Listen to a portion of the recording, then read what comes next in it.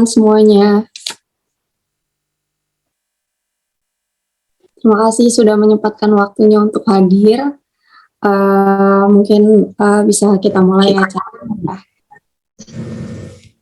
Oke, sebelumnya selamat malam teman-teman sekalian. Terima kasih banyak sudah menyempatkan waktunya untuk hadir.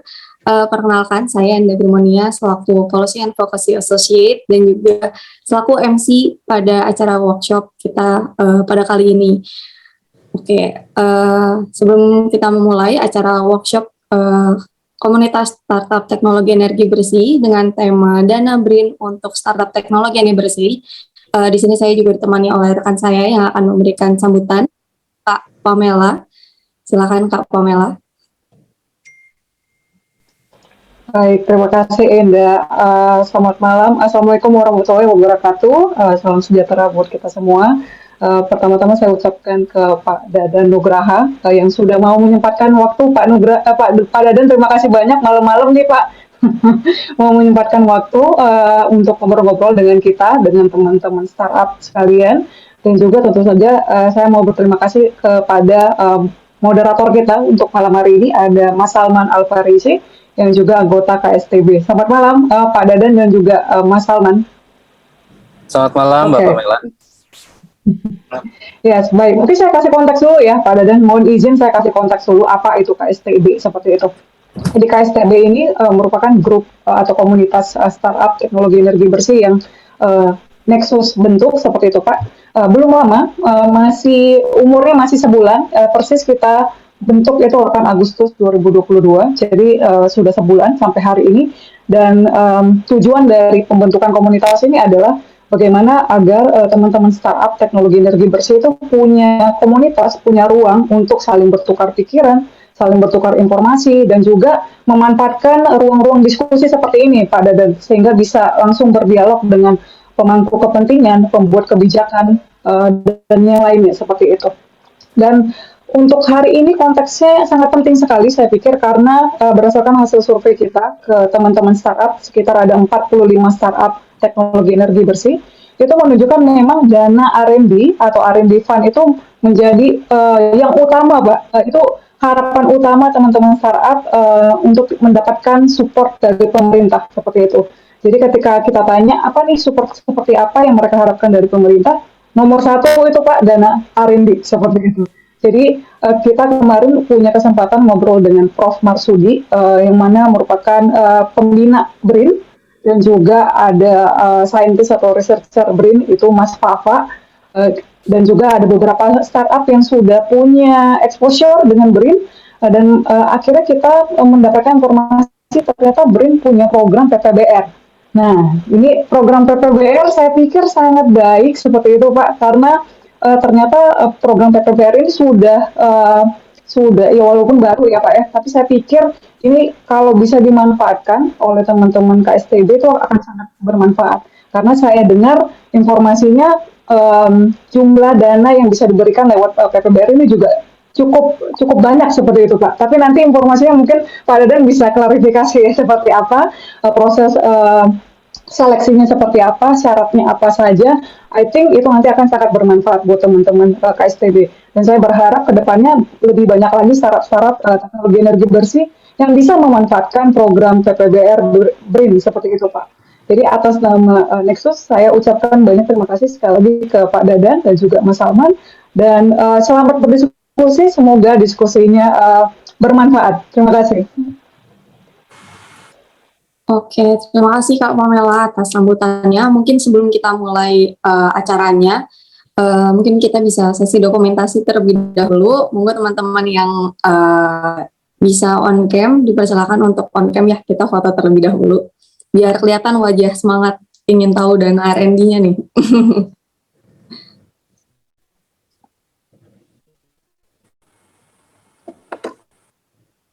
Oke, kita tunggu ya teman-teman.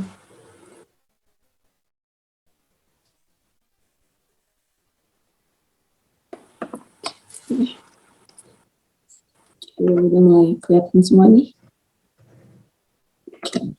Foto dulu ya. 1, 2, 3. Oke, terima kasih teman-teman. Oke, tanpa berlama-lama, kita mulai acara workshop komunitas startup teknologi energi bersih dengan tema dana R&D BRIN untuk startup teknologi energi bersih. Seperti yang sudah dikatakan oleh Kak Pamela, di sini kita sudah kedatangan pembicara Bapak Dadan Nugraha selaku Direktur Pemanfaatan Riset dan Inovasi pada Kementerian atau Lembaga Masyarakat dan UMKM BRIN. Pak Dadan menempuh pendidikan S1 pada jurusan Farmasi ITB, kemudian melanjutkan S2-nya pada bidang Teknik Kimia UI. Bapak Dadan juga sempat menjabat sebagai Pranata Humas Ahli Madya Kemenristek pada 2020 dan kemudian dilanjutkan sebagai Direktur Pemanfaatan Riset dan Inovasi pada Kementerian atau Lembaga Masyarakat dan UMKM BRIN. Selamat malam Bapak Dadan. Terima kasih banyak Pak sudah menyempatkan waktunya. Selamat malam, Mbak Enda, Bapak Ibu sekalian.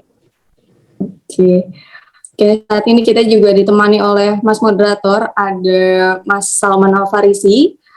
Mas Salman ini menempuh pendidikan di Teknik Kimia Universitas Negeri Semarang dan juga selaku co-founder dan CEO dari Energil. Selamat malam Mas Salman.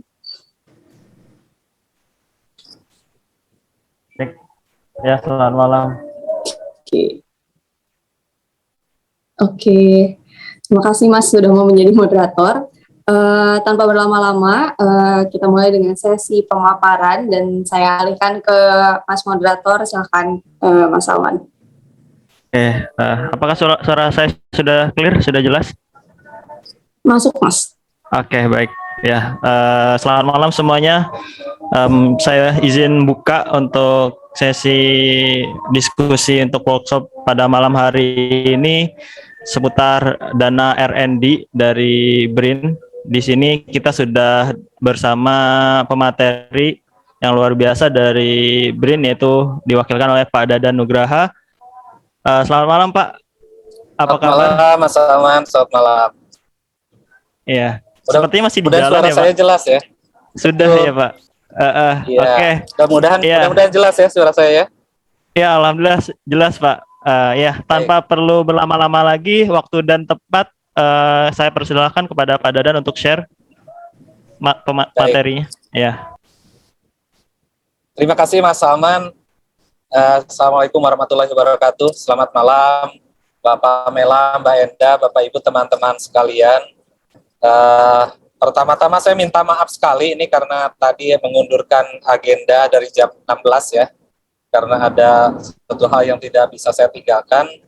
Dengan harapan sebetulnya jam 8 malam ini saya sudah sampai rumah dan bisa dengan tenang begitu, takutnya ada koneksi, kalau di jalan koneksinya terganggu, tapi ternyata juga tidak terkejar.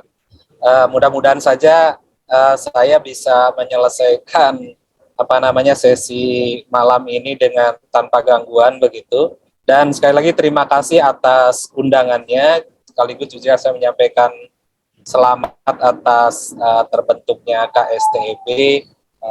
Sungguh saya mengapresiasi betul apa yang dilakukan oleh Bapak Ibu teman-teman sekalian dalam mendorong bagaimana supaya iklim kewirausahaan kita ya, khususnya di bidang energi baru dan terbarukan ini bisa tumbuh dan menguat ke depannya. Ya, perkenalkan saya Dadan Nugraha, tadi sudah diperkenalkan oleh Mbak Enda, dan memang saat ini saya di Direktorat Pemanfaatan Riset dan Inovasi pada KL, Masyarakat dan UMKM, yang salah satu programnya adalah pembinaan untuk perusahaan pemula berbasis riset. Saya juga memiliki pengalaman 3 tahun mengelola inkubator bisnis dan teknologi waktu di era Kemenristek Diki. Mungkin Bapak Ibu ada yang pernah mendengar teknologi bisnis incubation center yang ada di Serpong. Kami juga bersama komunitas AIB, Asosiasi Inkubator Bisnis Indonesia, turut ya mengawal lah waktu itu ada program dari pemerintah, dari Kemenristek untuk perusahaan pemula berbasis teknologi.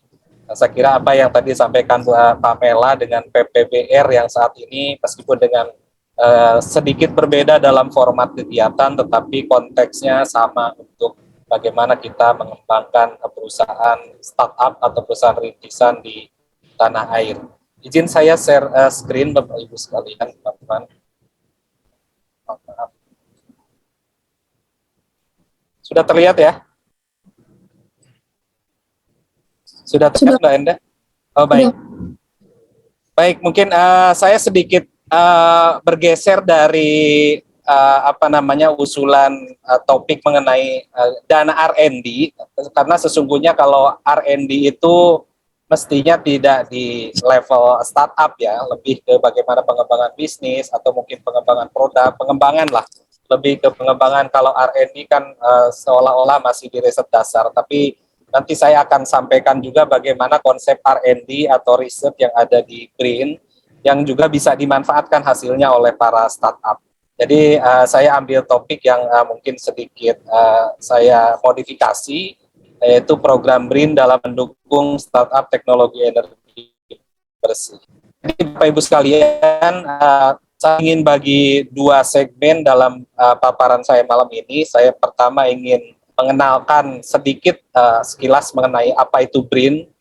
Mungkin Bapak Ibu, teman-teman sekalian, ada yang baru mendengar apa itu BRIN, karena BRIN ini baru saja dibentuk, ya ini tahun kedua ya, jadi April 2021 secara formal BRIN dibentuk melalui Perpres 78 tahun 2021. Jadi wajar mungkin kalau banyak yang belum terlalu mengenal tentang apa itu BRIN. Dan nanti di segmen kedua saya ingin perkenalkan beberapa program, termasuk program fasilitasi pendanaan untuk perusahaan pemula berbasis riset yang bisa diakses oleh masyarakat, termasuk teman-teman pegiat startup sekalian. Izin saya mulai mengenai sekilas tentang Badan Riset dan Inovasi Nasional. Jadi ini adalah lembaga baru, badan baru yang secara struktur langsung di bawah Presiden, dipimpin oleh Kepala Badan, yang prinsipnya mensinergikan, menggabungkan, mengintegrasikan lembaga riset milik pemerintah. Jadi kalau bisa dibilang sekarang satu-satunya lembaga riset milik pemerintah itu ya BRIN ya, yang dulunya tersebar ada di lembaga pemerintah non-kementerian. Mungkin teman-teman sekalian familiar dengan LIPI, Batan, BPPT, kemudian ada LAPAN, ada Bapeten, ada dan beberapa lembaga yang lain, termasuk juga lembaga-lembaga riset, lembaga-lembaga penelitian dan pengembangan yang ada di bawah kementerian.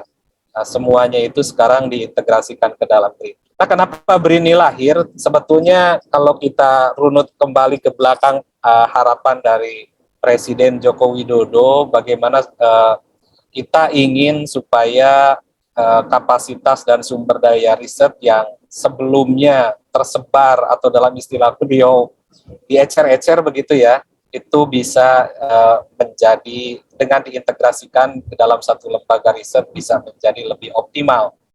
Dengan konsep yang diecer-ecer seperti itu, meskipun secara kumulatif mungkin jumlah anggaran riset kita cukup besar, jumlah SDM riset kita cukup besar, tetapi karena tersebar di berbagai lembaga, maka kalau bicara critical mass anggaran riset, critical mass sumber daya manusia riset itu menjadi sangat kecil dibandingkan negara-negara lain. Kemudian yang kedua fenomenanya adalah sampai saat ini dominasi lembaga pemerintah di sektor riset itu masih cukup tinggi. Jadi kalau kita lihat dari sisi anggaran saja, 70% sampai 80% anggaran riset di nasional ini masih berasal dari APBN, sementara sisanya 20% yang berasal dari sektor swasta. Padahal kalau kita lihat di negara-negara maju, porsinya terbalik. Jadi yang mendominasi adalah berasal dari lembaga riset swasta dan pemerintah support dengan anggaran atau sumber daya yang lebih kecil. Nah ini yang kemudian ingin kita sama-sama secara bertahap itu dibalik begitu ya, sehingga nanti dominasinya bergeser dari pemerintah ke swasta. Kemudian juga kita tahu dengan tersebarnya aktivitas riset di berbagai sektor dan kementerian juga menimbulkan ego sektoral yang menimbulkan minim kolaborasi. Nah ini kemudian yang ingin kita upayakan perbaiki dengan dibentuknya BRIN. Itu salah satu latar belakang dari kenapa BRIN ini dilahirkan. Nah teman-teman sekalian, pada era saat ini BRIN ingin fokus ke dalam 3 arah dan 7 target. Tapi saya ingin meng-highlight beberapa hal di sini. BRIN ingin menciptakan dan memperkuat ekosistem riset yang lebih baik, yang terbuka dan kolaboratif. Jadi kata kuncinya adalah inklusif dan kolaboratif. Nanti teman-teman bisa lihat dan bisa coba begitu ya, bagaimana saat ini BRIN membuka diri untuk bekerja sama dengan berbagai pihak, kemudian termasuk juga sumber daya yang ada di BRIN bisa dimanfaatkan, bisa diakses oleh semua pihak, tidak hanya sumber daya manusia, tetapi juga fasilitas-fasilitas riset yang ada di BRIN itu bisa dimanfaatkan, bisa diakses oleh teman-teman termasuk ya pelaku usaha, baik itu startup levelnya UMKM maupun perusahaan-perusahaan atau industri menengah besar juga bisa bekerja sama dan bisa mengakses semua fasilitas yang ada di BRIN. Dan BRIN juga fokus pada perannya sebagai fasilitator dan enabler. Jadi ketika tadi yang saya sampaikan bagaimana kita ingin membalik kondisi dominasi yang saat ini pemerintah lebih dominan dibanding swasta dalam hal melaksanakan riset dan inovasi, maka ke depan dengan konsep BRIN sebagai enabler itu kita ingin makin banyak lagi lembaga-lembaga riset atau aktivitas riset yang dilakukan oleh swasta.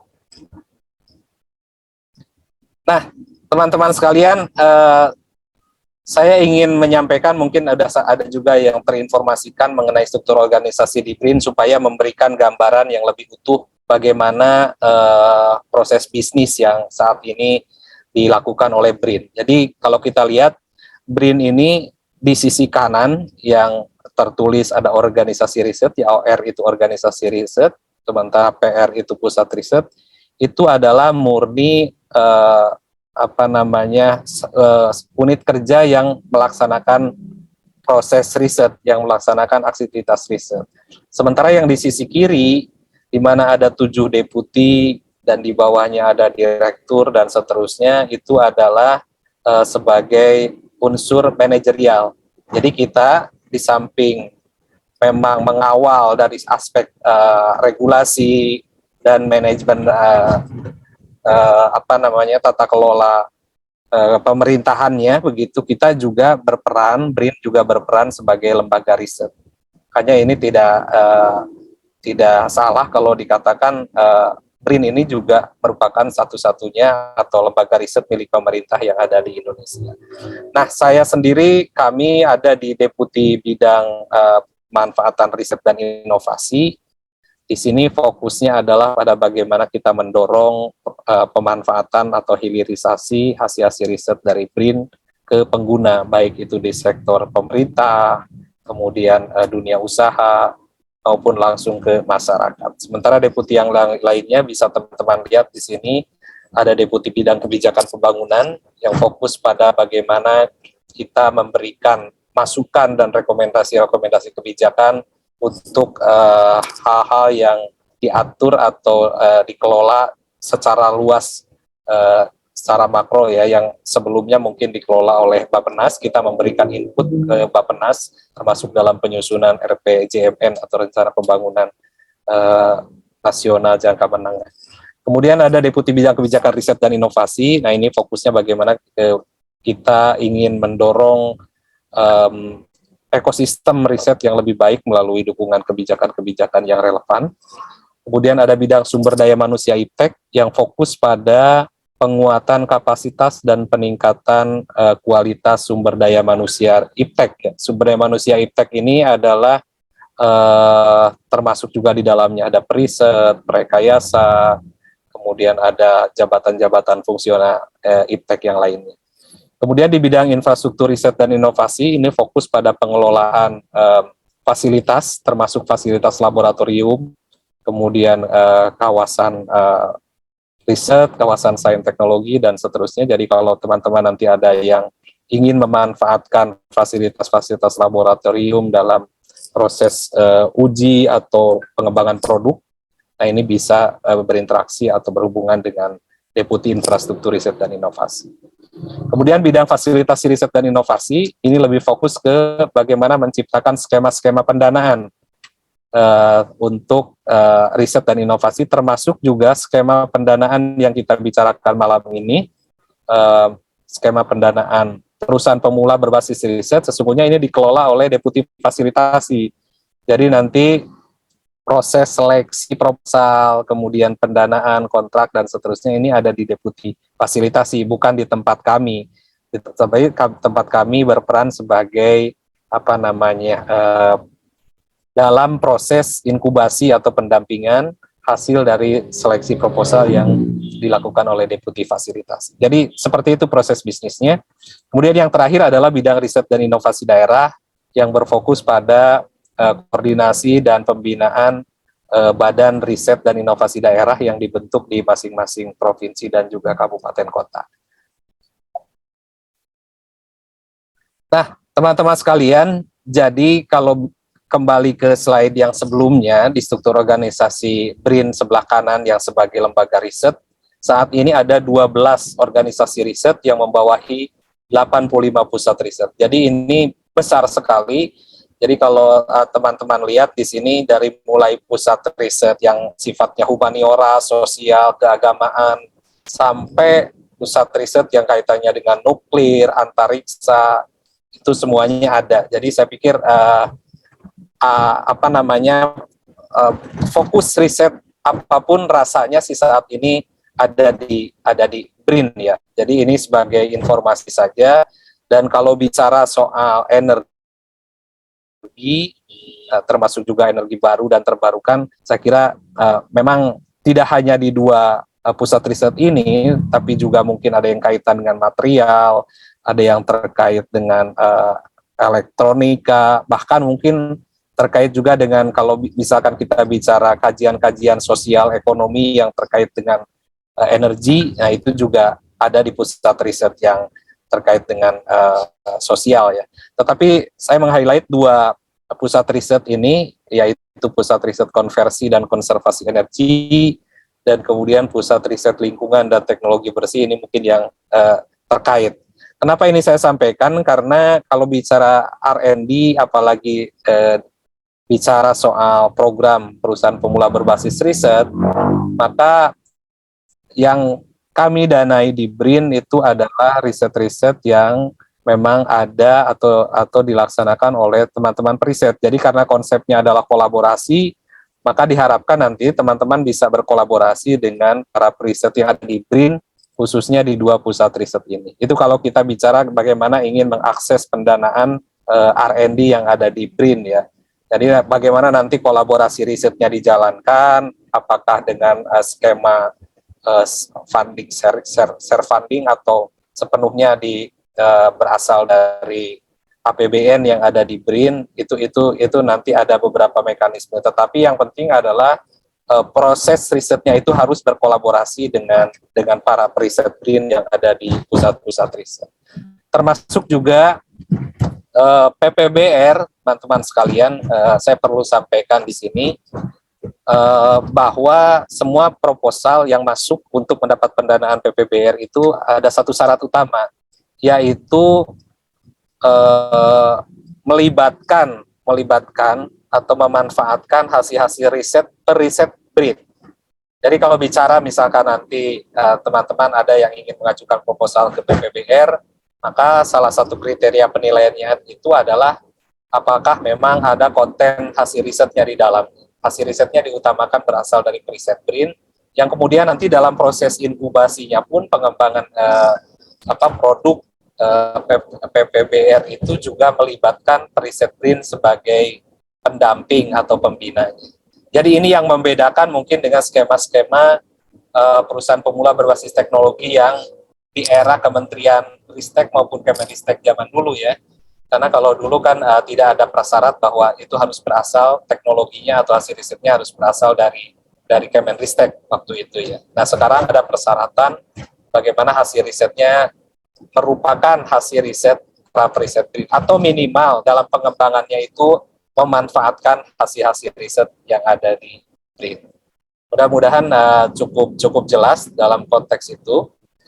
Nah, ini sedikit saya ingin menyampaikan highlight dari Kedeputian Pemanfaatan Riset dan Inovasi di mana kami berada. Jadi di sini juga ada beberapa program utama, antara lain pelaksanaan alih teknologi. Jadi kalau nanti tadi kaitan bagaimana teman-teman berkolaborasi misalkan dengan periset BRIN, hasil risetnya itu harus dialih teknologikan, harus dilisensikan dan sebagainya. Nah, proses bagaimana alih teknologi dari periset BRIN ke dunia usaha termasuk ke startup, itu nanti ada fasilitasinya, ada pendampingannya, ada salurannya melalui salah satu direktorat di Deputi Pemanfaatan Riset dan Inovasi. Kemudian berikutnya adalah bagaimana kita juga punya program atau tugas untuk mendorong kemitraan global dan kemitraan dengan industri. Jadi bagaimana hasil-hasil riset dari para peneliti, para periset yang ada di BRIN itu didorong supaya dikomersialisasikan, baik melalui jalur PPBR misalkan atau melalui jalur lisensi ke industri menengah dan besar. Ini memang Pak Kepala BRIN selalu mengamanahkan seperti itu. Periset tidak usah cawe-cawe untuk mengkomersialisasikan produk hasil risetnya, biarkan itu diurus gitu ya oleh Kedeputian PRI, dan periset fokus pada pengembangan produk hasil-hasil riset yang baru sehingga tercipta nanti mereka punya semacam kepakaran begitu ya, teknologi-teknologi kunci apa yang memang harus diproduksi terus, harus dihasilkan melalui aktivitas riset. Nah, kemudian juga ada sistem audit teknologi. Ini juga kita punya program untuk bagaimana mengaudit teknologi-teknologi khususnya yang berasal dari luar, sehingga nanti betul-betul teknologi yang diterapkan di kita itu telah memenuhi ketentuan-ketentuan baik dari aspek lingkungan, kemudian dari aspek sosial budaya dan sebagainya. Mungkin itu beberapa hal yang saya highlight. Selanjutnya ini adalah proses bisnis dari Direktorat Pemanfaatan Riset dan Inovasi. Jadi intinya adalah kami berada antara dua sisi, supply side dan demand side.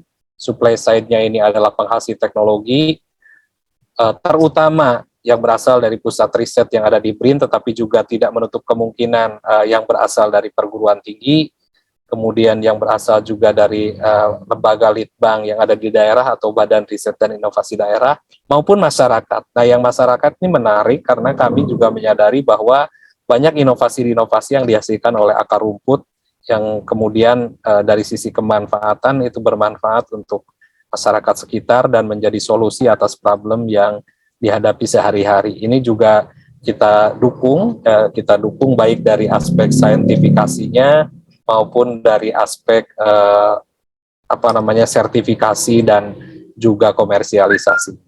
Kemudian kalau sisi demand side-nya tentu saja di sini sesuai dengan nomenklaturnya ada kementerian lembaga, UMKM, masyarakat, termasuk juga di dalamnya startup dan juga sektor-sektor lain sebagai pemanfaat hasil-hasil riset.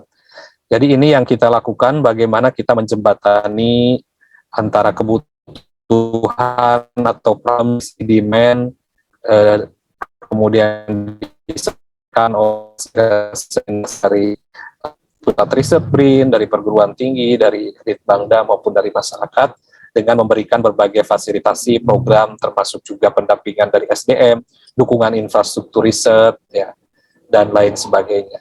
Nah, dalam programnya tentu kami juga tidak sendirian karena kita didukung oleh dan berkoordinasi dengan deputi-deputi lain, baik dari deputi fasilitasi, deputi infrastruktur, deputi SDM, dan juga deputi riset inovasi daerah. Itu mungkin sekilas tentang BRIN, supaya ada gambaran juga teman-teman bagaimana proses bisnis yang ada di dalamnya dan nanti juga terkait dengan program-program yang kami jalankan. Nah, berikutnya saya ingin menyampaikan sekilas mengenai berbagai program fasilitasi yang ada di BRIN yang dapat diakses khususnya oleh para calon startup atau startup. Nah, ini mungkin pokok dari sharing session malam ini, yaitu program yang kita sebut fasilitasi pendanaan perusahaan pemula berbasis riset atau PPBR. Jadi program ini pada prinsipnya adalah program pembiayaan untuk calon startup berbasis hasil riset BRIN seperti yang tadi saya sampaikan. Tujuannya adalah agar perusahaan-perusahaan rintisan ini siap menjadi perusahaan pemula yang mendatangkan keuntungan dan berkelanjutan. Benefitnya yang bisa teman-teman nanti dapatkan seandainya memang berminat untuk mengakses program ini adalah bisa mendapatkan pendanaan maksimum sampai 300 juta per tahun dengan pendanaan maksimal 2 tahun. Artinya kalau memang 2 tahun berarti 2 kali 300 bisa 600 maksimal. Dan setelah 2 tahun berdasarkan evaluasi dapat diperpanjang selama 1 tahun, jadi bisa sampai 3 tahun. Umumnya 2 tahun memang graduate, tapi kalau memang dengan pertimbangan-pertimbangan tertentu dan dimungkinkan berdasarkan hasil evaluasi, itu bisa menjadi 3 tahun. Nah, prosesnya seperti apa? Jadi teman-teman nanti akan mengikuti tahapan pra-inkubasi dulu selama maksimal 6 bulan sebelum kemudian dinyatakan lulus ke tahapan berikutnya dan mendapatkan pendanaan. Dan untuk kapan program ini dibuka, bagaimana mekanisme dan syarat-syaratnya, itu silakan teman-teman pantau di pendanaan striprisnov.green.go.id. Jadi program ini dibuka sepanjang tahun prinsipnya, tetapi proses untuk review proposal itu dilakukan per batch. Dalam setahun itu minimal ada 4 batch dan saat ini sedang dalam proses review untuk batch ketiga. Nanti di Oktober itu akan dibuka untuk batch keempat. Dan jadi teman-teman sekalian, tujuan dari program ini tentu saja mendorong komersialisasi hasil riset BRIN ya. Jadi bagaimana hasil-hasil riset BRIN bisa dimanfaatkan oleh teman-teman sekalian untuk menjadi produk atau ya produk yang memang bisa dikomersikan dan bisa berdaya saing di market. Yang kemudian tujuan kedua adalah tentu saja menumbuh kembangkan perusahaan pemula berbasis riset. Nah, ini persyaratan peserta teman-teman sekalian. Jadi simpel sebetulnya. Jadi pengusulnya yang penting adalah WNI, kemudian juga bersedia untuk mengikuti proses mentoring dan coaching dalam tahapan pra-inkubasi selama maksimal 6 bulan. Ini maksimal 6 bulan ya. Jadi sebetulnya untuk batch pertama dan kedua kemarin kita bisa menyelesaikan antara 2 sampai 4 bulan tergantung case-nya. Dan kemudian yang ketiga adalah pengusul mengajukan kebutuhan pendanaan bersama mentor setelah dinyatakan lulus mentoring. Untuk substansi proposal sendiri kira-kira ini jadi pertama wajib berbasis hasil riset dari BRIN atau hasil riset di luar BRIN yang berkolaborasi atau bersinergi dengan riset BRIN. Kemudian proposal bisnisnya ini standar, nanti teman-teman bisa akses di buku panduan. Jadi ada latar belakang, deskripsi teknologi, kemudian deskripsi produk, dan rencana bisnis atau peta jalan.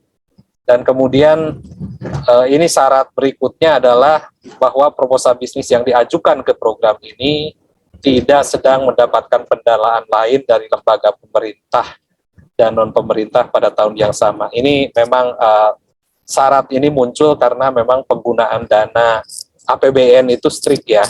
Jadi tidak boleh ada istilah double funding dan sebagainya. Tetapi pada prinsipnya kalau memang nanti mendapatkan investasi dari calon investor itu kita sangat dorong ya. Yang penting adalah tidak ada double pendanaan untuk aktivitas yang sama. Prinsipnya sih seperti itu. Nah, kemudian secara administrasi ya ini juga standar, proposal ditandatangani oleh pengusul, kemudian harus mendapatkan persetujuan dari institusi pemilik teknologi ya. Dalam hal ini nanti kalau memang teknologinya berasal dari BRIN, maka harus ada persetujuan dari kepala pusat riset atau kepala organisasi riset yang dibuktikan oleh institusi, tanda tangan, dan lembar pengesahan. Demikian syarat untuk proposal yang diajukan ke PPBR. Dan siapa sih yang bisa mengajukan? Jadi ini sebetulnya ada dua ya, ada dua mekanisme.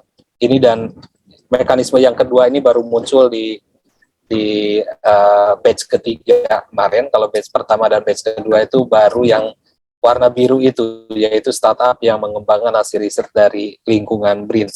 Nah, di batch ketiga kemarin dibuka peluang startup yang mengembangkan hasil riset di luar BRIN, artinya bisa dari perguruan tinggi, bisa juga hasil karya sendiri, tapi tetap ada bukti bahwa itu hasil riset ya. Tetapi dengan menggandeng periset BRIN dalam pengembangannya. Ini model yang kedua, kita sebut PPBR tipe 2. Sementara kriteria penilaian, saya kira secara administrasi ini dilihat dari kelengkapan dokumen, kemudian latar belakang penyelesaian masalah, kemudian target pasar, memiliki kebaruan yang membedakan dengan kompetitornya. Ini dibuktikan nanti dengan hasil riset yang minimal sih dibuktikan oleh jurnal, adanya jurnal, tetapi lebih bagus lagi kalau itu sudah ada patennya. Kemudian nanti juga ada proses di mana teman-teman diundang untuk mendalami secara substansi melalui presentasi yang memfokuskan pada pendalaman substansi, rencana bisnis, penguasaan pasar, dan juga rencana aksi secara keseluruhan. Ini proses bisnis pendanaannya dari mulai tahap seleksi, ini dilakukan di deputi fasilitasi, dari mulai seleksi administrasi, substansi, presentasi ya. Nah, kemudian kalau dinyatakan lolos, nanti akan keluar SK dan baru masuk ke tim saya di deputi pemanfaatan. Jadi teman-teman akan mengikuti tahap inkubasi yang lamanya 2-6 bulan. Proses di situ adalah coaching dan mentoring. Kemudian nanti di akhir periode itu akan dilakukan evaluasi apakah teman-teman lolos untuk masuk ke tahapan berikutnya, yaitu inkubasi atau tidak begitu ya. Jadi ada peluang juga untuk gugur di sini. Nah, setelah itu baru nanti masuk ke tahap inkubasi. Nah, di tahap inilah teman-teman baru akan mendapatkan pendanaan yang maksimal 300 juta itu.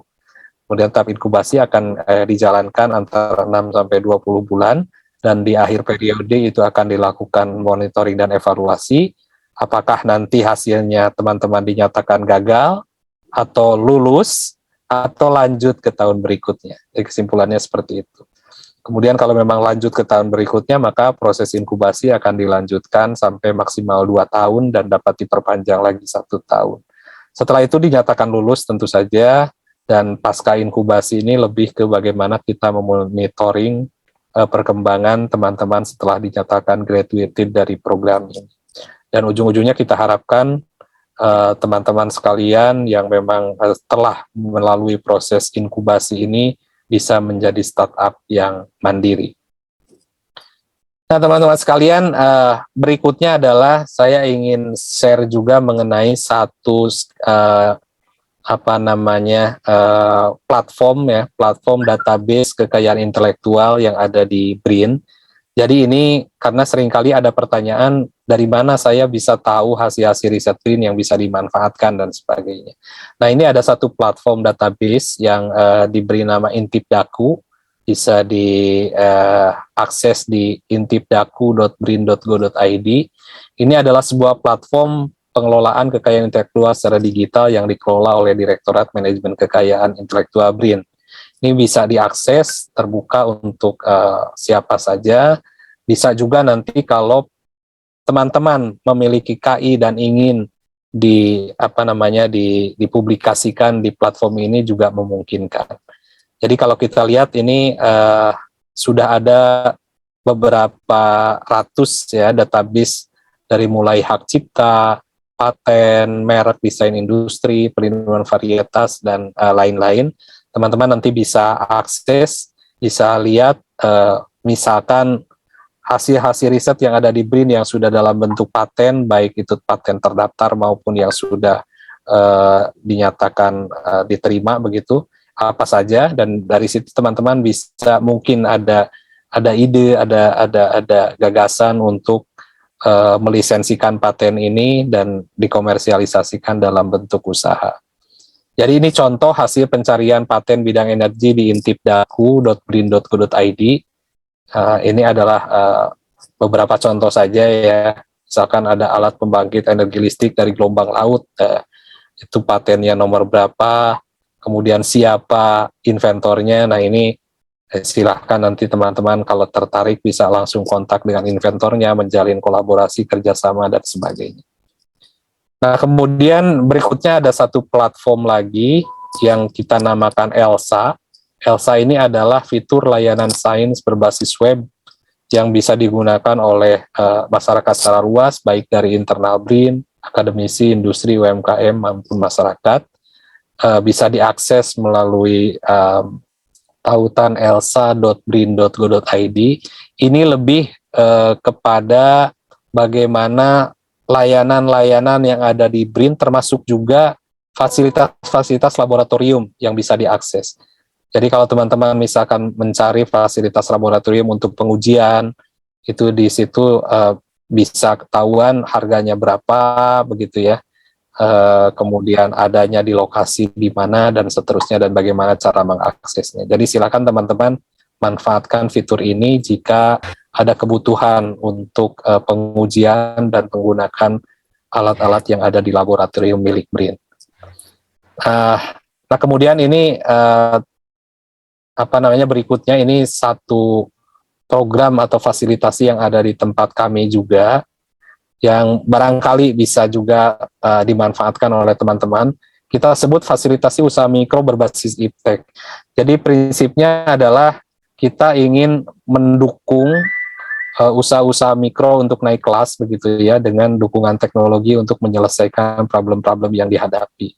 Jadi ini lebih kepada pendampingan, ini bukan pendanaan seperti PPBR bentuknya, tetapi full pendampingan dan dukungan expertise dari Periset BRIN, termasuk juga kalau ada kebutuhan untuk pengujian misalkan, maka pengujiannya itu akan difasilitasi oleh kami di BRIN. Ini sederhana sekali prosesnya, tidak seperti PPBR yang harus ada proposal lengkap, kemudian ada serangkaian proses seleksi.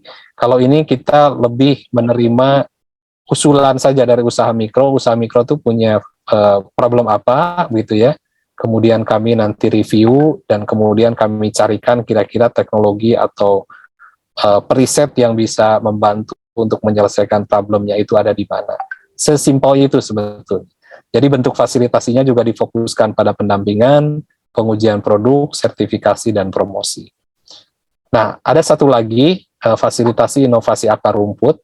Ini seperti yang tadi saya sampaikan di depan, bahwa ternyata banyak juga inovasi-inovasi yang dihasilkan oleh masyarakat yang sebetulnya tidak punya akses terhadap fasilitas riset maupun pendanaan riset. Tetapi inovasinya itu kemudian bermanfaat, begitu ya. Meskipun kebanyakan memang perlu dibuktikan secara ilmiah sehingga klaimnya itu bisa dipertanggungjawabkan. Jadi seperti itu kegiatannya, kita fokuskan pada pendampingan, saintifikasi atau pembuktian ilmiah, uji produk, pengurusan HKI, termasuk juga sertifikasi produk. Ini bisa diusulkan oleh masyarakat ya. Masyarakat yang memang secara natural biasanya terbatas aksesnya terhadap komunitas riset dan sebagainya, sehingga memang ini lebih banyak diarahkan kepada masyarakat di pedesaan ya, baik bentuknya kelompok tani, koperasi, bisa BUMDes begitu ya, atau individu perorangan yang memang punya kreativitas. Jadi kalau PPBR, kemudian FUMI, tadi yang saya sampaikan, sumber teknologinya itu berasal dari BRIN atau top down begitu ya, maka kalau yang ini, sumber inovasinya justru berasal dari masyarakat, khususnya masyarakat akar rumput. Nah, dalam pelaksanaannya, memang kita mempersyaratkan nanti melibatkan minimal 1 orang periset dari BRIN, atau kalau memang ternyata di lokasinya, di daerahnya tidak ada BRIN gitu, dan secara teknis sulit mengakses ke BRIN, maka bisa juga pendampingnya itu berasal dari perguruan tinggi setempat atau pemerintah daerah yang memang di sana juga ada aktivitas atau unit risetnya. Ini juga usulannya sangat simpel, tidak ada kami menyebutnya tidak ada kompetisi yang terlalu rumit di sini, jadi siapapun silahkan mengajukan, dan kalau memang menurut hasil review kami ini memang layak didampingi dan memang ada ada kebaruan ya dari inovasinya begitu, itu bisa diberikan fasilitasi ini. Ini juga bentuknya bukan pendanaan, ini lebih ke pendampingan dan fasilitasi sumber daya manusia riset. Demikian Bapak Ibu teman-teman sekalian yang bisa saya sampaikan. Mudah-mudahan diskusi yang singkat malam ini bisa memberikan gambaran awal ya dan kepenasaranan saya. Jadi kalau teman-teman memang penasaran begitu ya, saya malah senang karena nanti kita bisa diskusi lagi lebih lanjut. Kalau teman-teman memang perlu konsultasi atau diskusi, saya sangat terbuka begitu, silahkan bisa hadir, bisa datang ke kantor kami di Gedung B.J. Habibie Tamrin, Jakarta.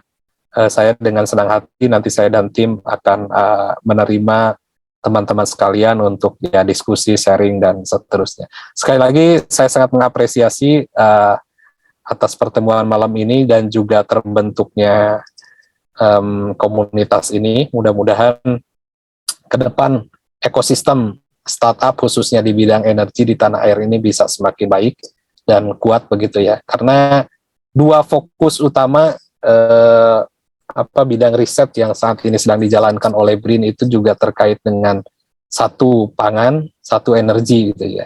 Meskipun bidang-bidang lain tetap dijalankan, tetapi sesuai arahan Presiden memang dua bidang ini yang memang menjadi hajat hidup orang banyak dan juga tentu saja menjadi fokus dalam riset dan inovasi yang ada di BRIN. Demikian Mbak Enda, Mas Salman, mungkin paparan saya tidak cukup jelas dan mudah-mudahan sih tidak terlalu jauh dari ekspektasi teman-teman sekalian.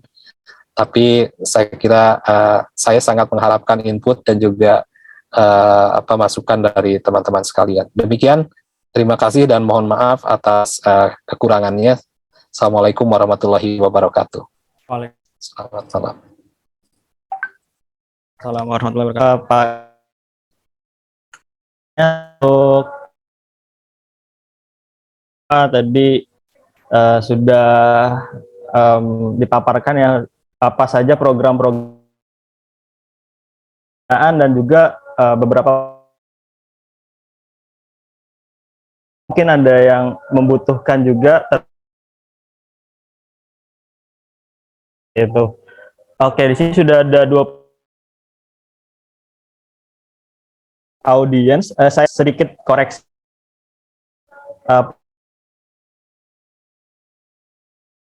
Di sini juga beberapa pertanyaan juga sudah terjawab, juga sudah ada di slide ya. Nanti setelah acara ini mungkin juga Pak Dadan bisa share untuk PPT-nya mungkin. Kemudian terkait fasilitas laboratorium juga yang ditanyakan itu juga sudah bisa. Nanti urusannya bisa diajukan mungkin ke Deputi Infrastruktur tadi. Kemudian selanjutnya pertanyaan terkait multi tahun itu tadi juga sudah ada ya, sudah jelas maksimal untuk pendanaan sekitar 2 mungkinkan untuk ke tahap selanjutnya itu nanti bisa mungkin ada diskusi lebih lanjut di internal dengan BRIN seperti itu. Oke, mungkin itu dulu, nanti kita langsung saja ke penanya yang sudah raise hand. Di sini ada dari Pak Wijaya.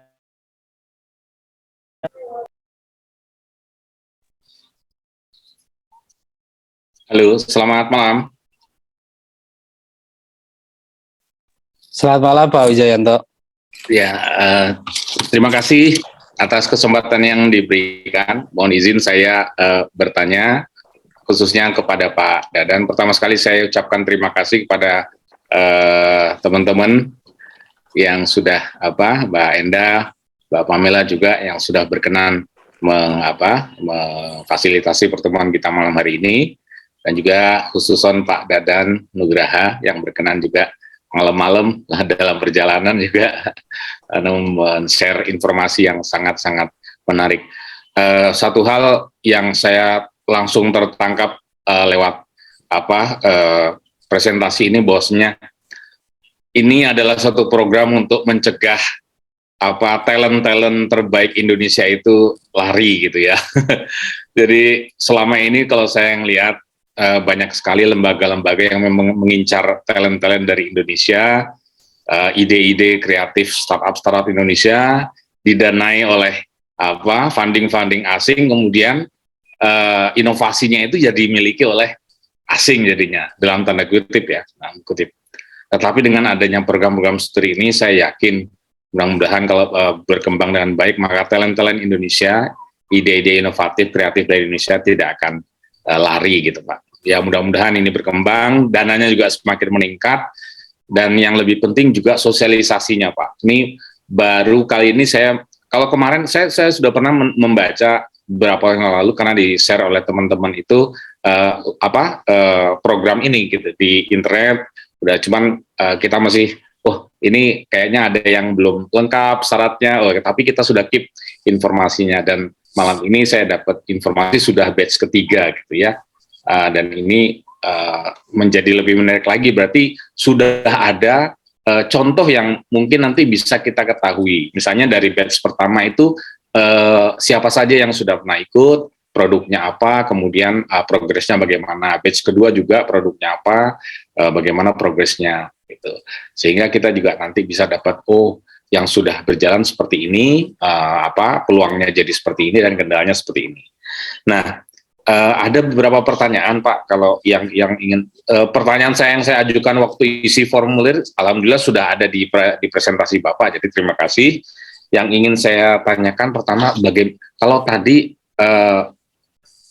konsultasi atau bertemu dengan BRIN itu di Jakarta, Pak. Nah, bagaimana dengan teman-teman Indonesia yang tidak berada di Jakarta? Apakah harus bertemu di Jakarta? Misalnya, ini teman-teman kan ada yang dari daerah nih, dari Manado juga ada, kemudian dari provinsi yang lain.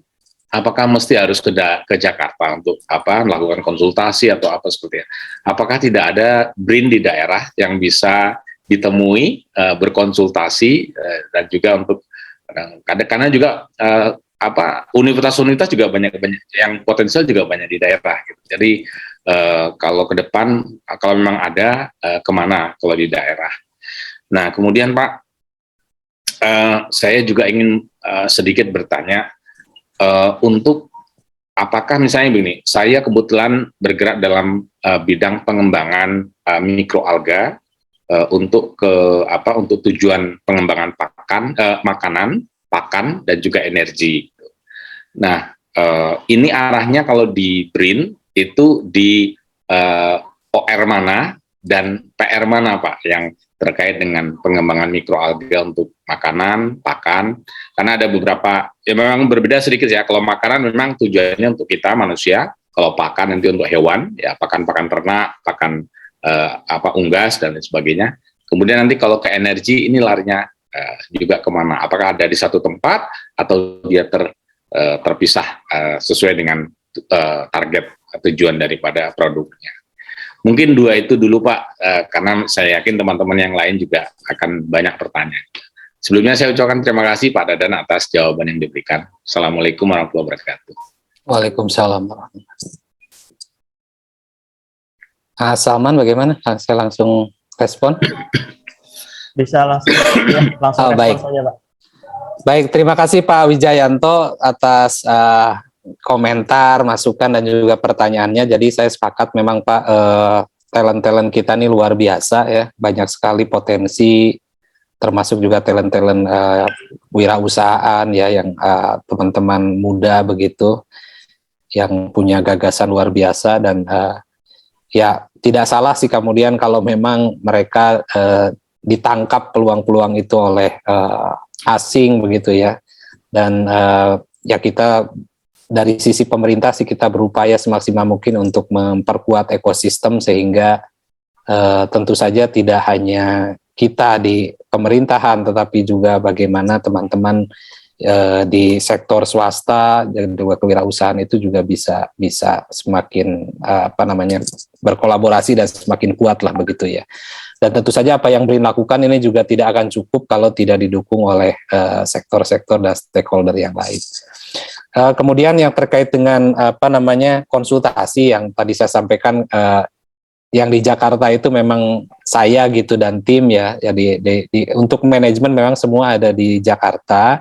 Tapi kalau bicara tentang teknis, teman-teman di pusat riset itu tersebar Pak. Jadi yang 12 OR tadi, 86 PR itu tersebar di seluruh Indonesia. Jadi kalau Bapak Ibu mungkin, saya tidak hafal persis ada di mana saja, tapi kalau dulu ada Litbang Pertanian, kemudian ada Litbang Kelautan, ada Litbang yang lain. Nah, sekarang sudah bertransformasi menjadi BRIN karena itu ada di berbagai daerah juga. Memang yang besar kita punya kawasan-kawasan sains teknologi yang kita sebut itu ada di Cibinong ya, Cibinong Bogor, kemudian ada di kawasan Puspiptek Tangerang Selatan, Serpong, ada juga di Jogja dan Bandung. Itu yang kita sebut sebagai kawasan sains teknologi yang multi satker di sana. Tapi kalau yang lain-lain tersebar ada di Subang untuk teknologi tepat guna, ada yang pangan itu di Gunung Kidul, energi juga sebagian ada di Jogja, ada di Surabaya, kemudian kalau kelautan itu ada di Ambon, ada di NTB. Saya kira nanti teman-teman Bapak Ibu bisa cari informasi, dan untuk konsultasi teknis sih memang baiknya ke teman-teman yang ada di pusat-pusat riset itu ya. Kecuali kaitannya dengan kebijakan, mungkin aspek fasilitasi pendanaan, nah itu bisa salah satunya sih melalui saya atau melalui teman-teman tim nanti di Jakarta. Nah, kemudian yang terkait dengan pengembangan mikroalga untuk berbagai kebutuhan pangan, energi, pakan gitu. Untuk pangan sendiri kita punya pusat riset teknologi pengolahan pangan Pak. Itu yang di Babarsari Gunung Kidul Jogja. Memang itu difokuskan kepada teknologi-teknologi pengolahan dan proses pangan ya. Di sana berbagai riset-riset mengenai bagaimana pengolahan pasca panen, diversifikasi pangan, termasuk juga pengawetan pangan itu ada di sana. Dan lab PRTPP ini, PRTPP kita sebut Pusat Riset Teknologi dan Proses Pangan, itu juga menjadi salah satu lab rujukan halal nasional untuk pangan. Kemudian kalau terkait dengan energi, ini ada mungkin tadi saya sempat singgung ya, Pusat Riset Konservasi Energi itu adanya di Serpong, Pak. Kemudian ada Pusat Riset Lingkungan dan Energi Bersih, Teknologi Bersih, itu juga ada di Serpong. Tapi saya kira kalau yang terkait dengan energi kan luas juga nih Pak ya, skupnya, jadi mungkin bisa juga nanti terkait dengan, saya tidak tahu apakah misalkan mikroelektronik atau mekatronik itu juga bisa ada kaitannya dengan energi. Tapi kalau mikroalga saya kira ada di Pusat Riset Konservasi Energi yang ada di Serpong, Pak. Nah, untuk pakan ternak itu ada Pusat Riset Peternakan. Memang base-nya pusatnya ada di Cibinong, Pak. Tetapi juga cabang-cabangnya ada di Jogja, ada di Gunung Kidul, di Lampung juga saya kira ada. Jadi mohon maaf mungkin saya tidak hafal satu-satu Pak, tapi beberapa memang kami pernah berinteraksi. Jadi yang Jogja itu terutama itu untuk pangan, memang itu pusatnya di sana.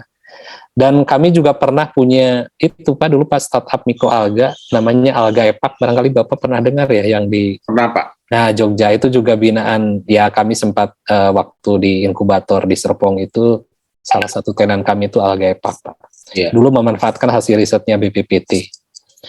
Jadi itu mungkin Pak Wijayanto, mudah-mudahan menjawab pertanyaan Bapak. Yeah.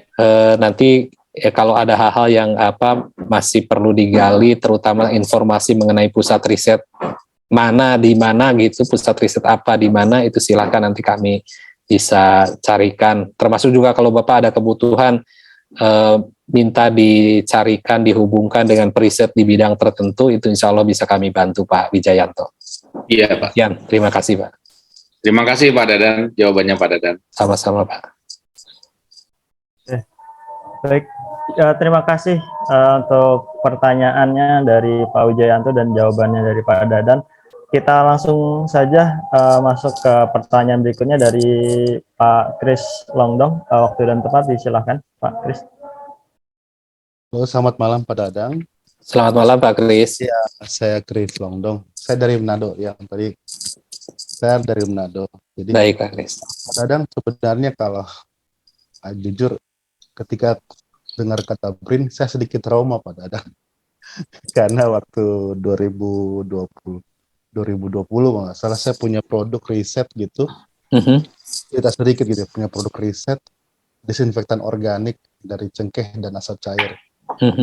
Tiga cerita karena saya nggak punya gelar akademik gitu, jadi intinya produk saya itu diusulkan lewat orang-orang yang memiliki gelar akademik. Jadi ketika tembus Pak dapat pendanaan 200 juta kalau nggak salah, dan waktu itu sudah di launching. Tapi saya sebagai penemunya nggak, makasih pun nggak Pak. Tapi dari situ saya belajar bahwa kayak contoh, ternyata hanya butuhkan 0,2%, 0,02% kita bicara minyak atsiri ya, gitu. Nah, singkat cerita gini, sebenarnya sebelumnya saya punya produk juga yang sebenarnya saya kembangkan sebagai startup Pak. Dulu waktu saya punya usaha gorengan, saya itu bikin bahan bakar dari minyak goreng bekas yang sampah plastik Pak. Jadi saya mixingkan apa tahu karakter. Jadi saya bukan niru, ini murni saya pakai sendiri dan selama bertahun-tahun saya rahasiakan dari 2018 itu saya rahasiakan. Baru saya ikut kompetisi startup dengan Nexus, baru saya publish gitu, tapi masih kotor. Nah singkat cerita tahun lalu saya dapat pendanaan dari Medco gitu untuk pengembangan, dan ternyata bahan bakar yang terbuat dari sampah plastik dan minyak goreng bekas itu bisa dipisah menjadi solar, bensin, dan bahkan bahan bakar kompor. Nah, waktu itu saya dapat manfaat, waktu itu ada seminar dari BRIN. Saya lupa namanya kalau nggak salah, tentang bioenergi. Nah, kelemahan saya, karena kan saya nggak punya gelar akademik, Pak. Karena kan kita memang orang di lapangan, jadi kita langsung trial aja, begitu aja. Jadi, saya tahu cara buatnya, kayak bersiul lah. Kalau Bapak suruh saya bersiul, saya tahu bersiul, Pak. Saya tahu ngajarinnya, tapi saya nggak bisa jelasin atau saya nggak bisa nulis siul itu kayak apa bunyi, saya nggak bisa jelasin gitu. Jadi, nah, saya dapat banyak sekali data-data penelitian waktu itu yang sangat membantu penelitian saya. Dan saya akui itu, jadi waktu itu saya lupa namanya siapa, itu saya screenshot seluruhnya sampai energinya, kalorinya, itu saya dapat banyak sekali dapat data, dan saya sadar bahwa pengetahuan saya terbatas Pak. Saya butuh informasi yang orang saya bisa trust ya, maksudnya orang-orang yang punya pengetahuan yang bisa menjelaskan apa yang saya buat gitu. Jadi kalau mau bilang sekarang krisis energi, kalau untuk konteks sekarang saya bisa buat sendiri sih Pak, pakai sendiri gitu. Dipakai untuk bahan bakar kompor. Jadi bahan bakar ini saya sebut sebagai biosintetik. Orang mau percaya nggak percaya terserah mereka sih, bagi saya. Terus saya pakai sendiri juga sih gitu. Cuma pada kondisi sekarang ketika kita bicara krisis pangan dengan energi transition, saya rasa ini bisa jadi solusi sih Pak, produk saya gitu. Kalau mau jujur. Kalau ngomong efisiensi, ya karena saya lahir dari usaha kuliner, bahan bakar ini dulu dipakai untuk memasak Pak memang. Jadi saya ngerti banget tentang bicara efisiensi kan. Memang aslinya saya pengusaha. Kalau pendanaan, banyak sekali penawaran, tapi yang saya butuh, kalau jujur saya butuh dari BRIN itu adalah orang-orang yang sudah pasti lebih tahu dari saya sesuatu yang saya teliti ini, yang bisa membantu saya membreakdown mengapa seperti itu. Nah, kelemahan saya bisa bilang tadi Pak, barusan saya keliling Sulawesi sekitar 3.600-an. Saya ke Makassar dan kembali ke Manado itu, saya uji coba atsiri Pak, ke bahan bakar. Jadi bahan bakar yang saya buat ini untuk Pertalite, saya tidak sebut Pertalite, jenis Pertalite lah, karena roundnya saya lagi setting ke Pertamax. Jadi saya lagi trial gitu, dan puji Tuhan selamat sih Pak, mesinnya nggak rusak. Karena saya nggak punya fasilitas lab ya, karena kan saya langsung trial langsung di mobil, langsung trial di motor. Jadi hal yang saya butuhkan adalah bagaimana caranya saya bisa ketemu dengan orang-orang yang bisa bantu saya untuk mengembangkan produk ini. Kalau pendanaan saya rasa akan datang sendiri, cuman saya butuh yang tadi, karena waktu itu saya rasa sendiri ketika saya dapat data penelitian sampai bikin bioaftur gitu, kayaknya yang saya buat juga itu kayaknya sejenis aftur juga sih kayaknya, tapi saya sebut sebagai biosintetik. Nah, dan yang paling akhir adalah nanti status saya sebagai seorang penemu, Pak, karena saya punya pengalaman yang kurang baik dengan yang sebelumnya. Kalau mau lihat paten, mungkin paten saya nggak tahu apakah mereka patenkan sama saya atau saya nggak tahu, tapi saya agak sedikit gitu deh, Pak. Okay. Cuma kalau produk sekarang udah real secara real, cuma saya nggak bisa terlalu banyak ngomong-ngomong karena lagi proses paten, dan saya lagi proses bukan paten produk mesinnya. Sekali lagi mesinnya, saya tidak menciptakan sendirian, tapi saya mencaplok beberapa teknologi dan saya rakit menjadi satu. Jadi saya bukan pencipta murni, Pak, saya harus akui itu. Tapi saya mengambil yang the best dari, ada alat dari Australia, ada alat dari itu yang saya ngambil ini bagian-bagian yang saya perbaiki, dan sekarang ketika dia keluar udah ready to use, Pak, kalau sekarang. Itu aja, terima kasih, Pak. Ya. Baik, terima kasih Pak Kris. Saya pertama menyampaikan apresiasi atas berbagai kreativitas dan inovasi yang Pak Kris sudah lakukan ya. Saya tidak tahu kalau yang Pak Kris pengalaman buruk dengan BRIN tahun 2020 itu persisnya dengan apa begitu, karena 2020 BRIN belum lahir Pak, masih mungkin waktu itu BPPT atau LIPI dan sebagainya. Karena kita BRIN sendiri baru lahir 2021. Tapi anyway lah, mungkin pengalaman yang kurang nyaman Pak Kris juga. 21 Pak, izin. 21. Oh 21 ya, baik. 21. Nah jadi Pak Kris, saya menangkap dari yang Pak Kris sampaikan barusan itu juga sangat memperkuat alasan kami, sehingga tadi ada satu program ya, fasilitasi inovasi akar rumput namanya. Yang Pak Kris sampaikan tadi, kebutuhan utamanya adalah bagaimana mensaintifikasi kan, kalau saya bisa bilang membuktikan secara ilmiah, sehingga nanti ada landasan secara ilmiah yang cukup kuat bahwa yang Pak Kris buat ini betul begitu ya, bukan karena klinik, bukan karena apa begitu, tapi benar-benar secara ilmiah tuh basisnya kuat, sehingga nanti bisa dikembangkan, bisa diterima oleh masyarakat secara luas. Nah itu Pak yang kami fasilitasi melalui program VR itu, fasilitasi inovasi akar rumput. Bentuknya persis yang Pak Kris butuhkan tadi. Kita mencarikan periset yang secara kualifikasi keilmuannya memang sesuai ya. Kalau dalam hal ini bioenergi, kemudian nanti kita minta beliau mendampingi Bapak begitu ya. Apa nih yang dibutuhkan? Ini harus diuji, misalkan harus diuji ke lab. Labnya di mana? Kalau lab punya BRIN silahkan masuk ke lab BRIN. Kalau labnya ternyata ada di luar yang perlu ada fasilitasi pendanaannya, kita danai Pak, betul itu. Jadi dari program ini. Dan ternyata setelah saya dalami, banyak Pak masyarakat yang seperti Pak Kris ini. Jadi selama ini mungkin sudah ada testimoni nih, produk ini bisa menyembuhkan berbagai penyakit. Dulu kita ingat ada akar bajakah misalkan ya, di Kalimantan, kemudian tempo hari di Cirebon ada yang mengklaim Misel ya, Arianto Misel yang bisa membuat bahan bakar dari air. Nah mungkin kita BRIN tidak dalam posisi untuk mengcounter begitu ya.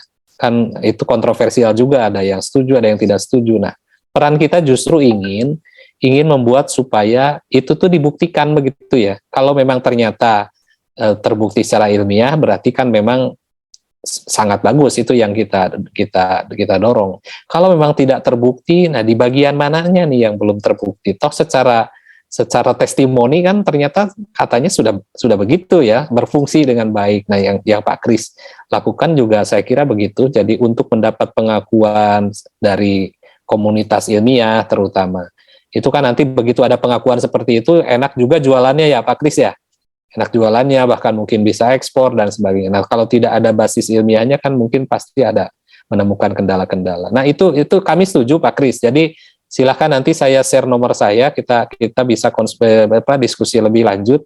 Kebetulan ada tim saya Pak Eka namanya yang memang kami minta untuk mengawal program ini Pak. Beliau juga keliling Pak ke berbagai kota tuh mencari talent-talent seperti Pak Kris ini yang memang secara kreativitas sudah terbukti, ada produknya, begitu hanya masih memerlukan dukungan terutama dari aspek bagaimana ini bisa dibuktikan, bisa disaintifikasi begitu. Bahwa nanti kemudian ternyata ini butuh disertifikasi, butuh dipatenkan, nah itu juga bagian dari program ini Pak Kris. Jadi saya kira pengalaman Pak Kris tadi yang temuannya kemudian diklaim lah ya kurang lebih gitu oleh orang lain, nah itu juga salah satu ekses Pak ketika temuan itu tidak kita proses kekayaan intelektualnya. Jadi kami mendorong bagaimana supaya temuan-temuan seperti itu diproses juga, baik itu paten, merek, ya, kemudian hak cipta dan lain-lain. Itu kita dorong betul Pak Kris. Jadi BRIN mendukung sekali temuan-temuan seperti yang Pak Kris lakukan ini yang ya berasal dari pengalaman, dari trial and error begitu ya. Nah, sekarang bagaimana kita memperkuat itu dengan uji-uji lab yang lebih ilmiah begitu ya. Tujuannya hanya satu, bagaimana supaya hasil-hasil kreativitas dan inovasi yang di masyarakat ini bisa lebih maju lagi ke depan begitu, bisa lebih proven lagi. Demikian Pak Kris, sekali lagi selamat dan mudah-mudahan semangat terus Pak Kris menciptakan hal-hal baru lainnya yang bermanfaat. Terima kasih. Baik, terima kasih dari Pak Dadan Nugraha. Dari Pak Kris ada tanggapan terlebih dahulu? Saya bersyukur sekali dengan komunitas yang terbentuk ini sebenarnya, karena startup daerah seperti kami ini agak sulit sekali untuk dapat akses seperti ini, bisa ngomong dengan Pak Dadan gitu. Produk saya Pak bukan cuma ini sebenarnya, ada beberapa termasuk home power bank. Cuman yang di startup kan itu yang ini. Jadi cuma kalau home power bank itu saya cuma Pak kami kan peneliti rumahan yang Kalau boleh tahu Pak Kris di posisi lokasinya di Manadonya di mana ya? Manado, di kota Manado. Di kota Manadonya ya. Iya. Oke, kapan-kapan kami mampir ke sana. Ya, dengan senang hati Pak. Nanti ada beberapa. Itu. Maksud saya sih gini Pak. Iya.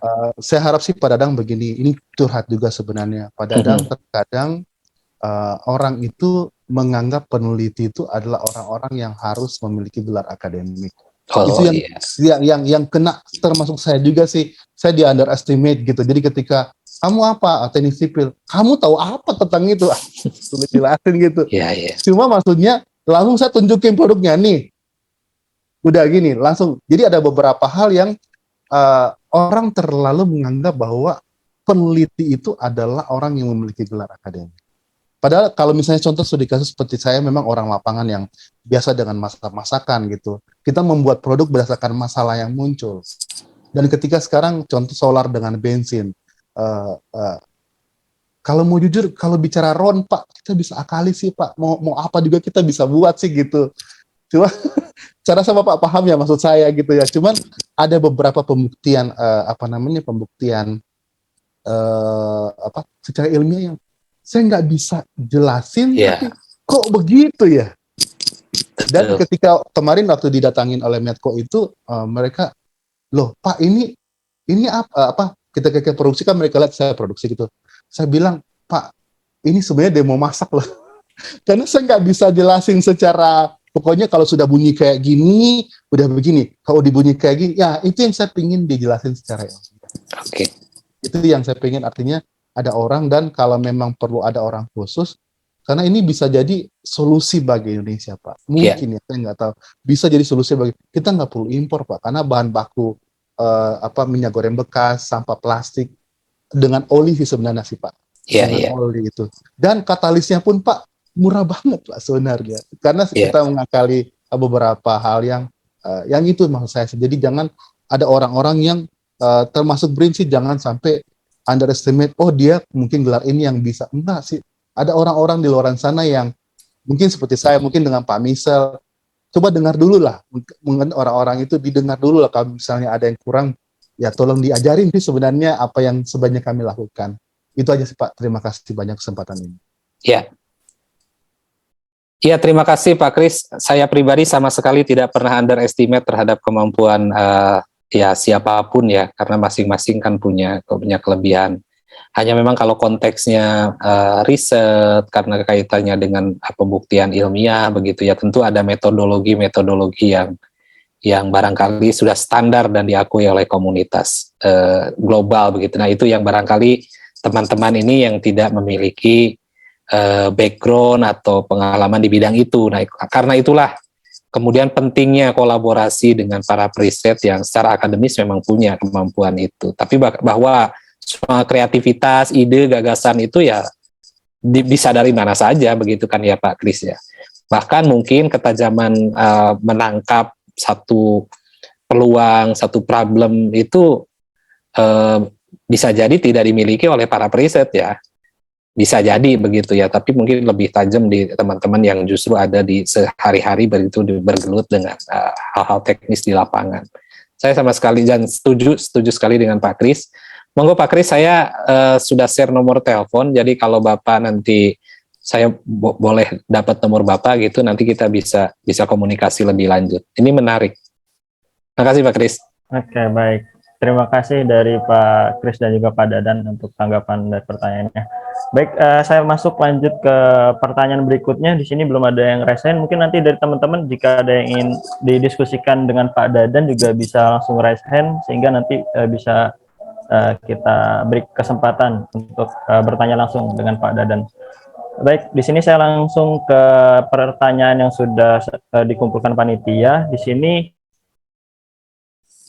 presentasi yang disampaikan Bapak Dadan melalui PPT itu sering disebutkan bahwa perlu melibatkan periset BRIN atau tadi juga disebutkan ada yang harus menggunakan hasil riset dari BRIN. Nah, kemudian yang dimaksud berbasis hasil riset BRIN itu seperti apa? Kemudian bagaimana kita disebut itu sudah menggunakan sudah menggunakan hasil riset dari BRIN tersebut? Apakah ada syarat tertentu, ada dari beberapa paper atau mungkin peneliti atau seperti apa? Nah, mungkin bisa dijelaskan lebih detail lagi Pak. Terima kasih. Baik, terima kasih atas pertanyaannya. Dari Mas siapa ya tadi?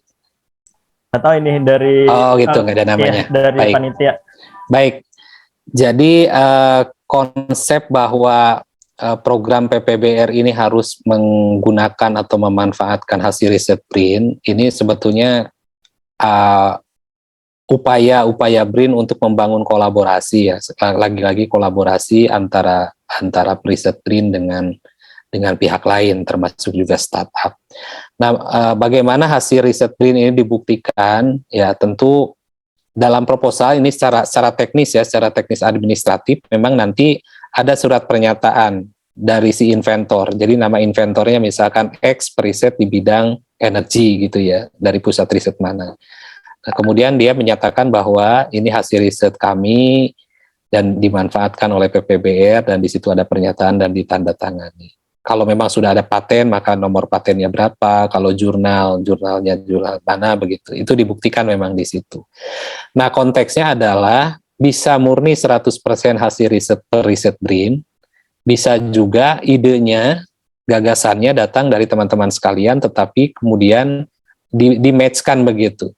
Contoh ketika bicara tadi Pak Kris ya, Pak Kris ingin mengajukan PPBR dengan topik pemanfaatan limbah untuk bioenergi, limbah sawit untuk bioenergi. Nah, nanti ada periset BRIN yang memang punya kepakaran di situ dan dibuktikan misalkan dia sudah punya jurnal, sudah punya paten di bidang bioenergi. Nah, kemudian hasil risetnya itu di-match-kan, dimanfaatkan oleh Pak Kris. Nah, nanti bentuknya kan kolaborasi di situ. Kalau memang dari kerjasama itu, dari kolaborasi itu menghasilkan temuan baru ke depannya, dalam proses inkubasi misalkan dan seterusnya, maka itu nanti ada model kepemilikan paten lagi bersama gitu ya, paten yang barunya maksud saya.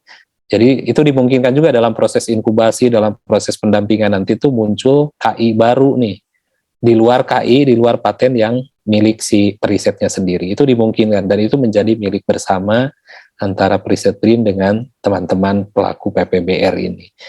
Ya, jadi seperti itu. Nah, banyak kasus di mana dari batch-batch sebelumnya yang masuk PPBR itu sebetulnya komunikasi dan kolaborasi itu sudah terjalin jauh sebelum mereka mengusulkan proposal.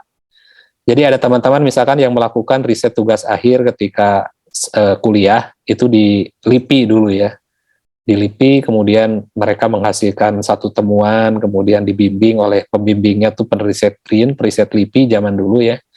Nah kemudian setelah lulus, mahasiswa ini merasa bahwa ini menarik nih dan ada potensi untuk dikomersilkan, sehingga diajukanlah proposal ke PPBR. Nah itu jauh lebih baik karena proses interaksi dan komunikasi dengan perisetnya sudah panjang kan, dibandingkan misalkan ketika baru mau mengajukan proposal baru nyari perisetnya. Nah itu biasanya agak ya berbeda lah anunya komunikasinya dibandingkan yang model tipe yang tadi. Tapi itu pun dimungkinkan sebetulnya. Malah seandainya teman-teman sudah punya judul proposal, topik yang ingin disampaikan dan belum tahu nih periset BRIN-nya ada nggak nih, itu bisa ditanyakan ke kami, bisa ditanyakan ke kolega yang ada di BRIN.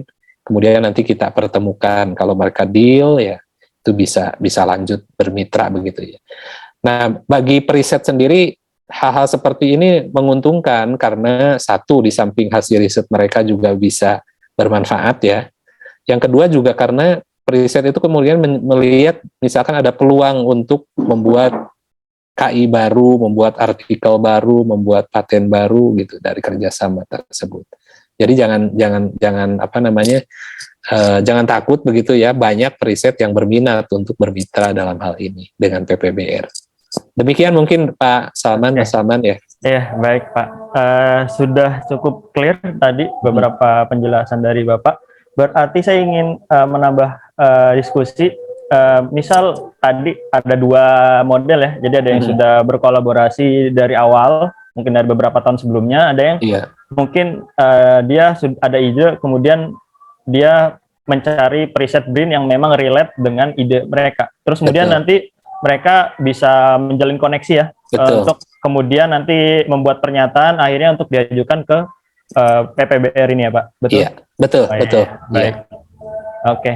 Oke, begitu semoga pertanyaan dari teman-teman juga sudah terjawab.